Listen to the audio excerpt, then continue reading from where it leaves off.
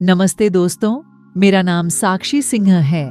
मैं अमृतसर की रहने वाली हूँ। मेरी कहानी बहुत दर्द भरी और मजेदार है। मेरी कहानी जानने से पहले मैं थोड़ा अपने बारे में बता दूं।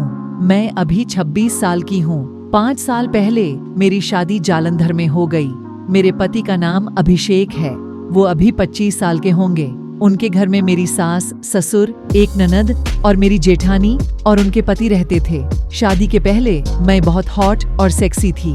मेरे बड्ढे बड्ढे और काले काले बाल, गोरे गोरे और लाल गाल, बड्ढी बड्ढी आंखें और मेरे सुडोल और सख्त जिस्म तो बहुत हो मस्त थी। मेरे संतरे तो कमाल के थे। ऐसा लगता था देखने पर कि जैसे कोई मैदे के आटे को साड़ कर उस पे काले और हल्के भूरे रंग की जामुन रख दिया हो। मेरे संतरे बहुत ही गोरे, रुई की तरह मुलायम और साथ साथ सख्त और टाइट थे।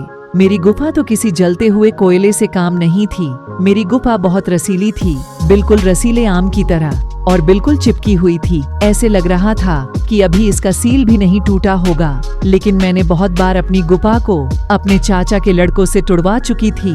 मेरी शादी के बाद मेरे पति ने लगातार मेरी खुदाई करके मेरी गुफा को चौड़ा कर दिया और एक ही साल बाद मेरे एक लड़का भी हो गया। लड़का होने के बाद हमारा खर्चा बढ़ने लगा और मेरे पति कुछ काम नहीं करते थे। वो दिन भर घर पर रहते और जब भी मन करता मेरी गुफा की खुदाई करते थे। मैंने एक दिन अपने पति से कहा, जानू तुम कुछ काम करो, अब हमें पैसे की जरूरत है और कब तक हम किसी के सामने अपना हाथ फैलाएंगे। मेरे पति ने मुझसे कहा, हाँ मैं जल्दी ही कुछ काम ढूंढ लूंगा। थोड़ा दिन बीता। अभिषेक ने एक काम करना शुरू किया, लेकिन पैसे बहुत कम मिलता था। कुछ दिन उन्होंने वहाँ वो काम किया। धीरे धीरे मेरे बेटा भी बड़ा हो रहा था। उसके पढ़ाई का भी खर्चा बढ़ने वाला था। अभी तक तो मेरे ससुर जी हमारा खर्चा देते हैं, लेकिन कब तक वो हमारा खर्चा उठाएंगे। मेरे जेठ जी की नजर बहुत बुरी थी। वो औरतों को केवल खुदाई का सामान समझते थे। उन्होंने अपनी जिंदगी में इतनी औरतों को खोदा था कि क्या बताऊं।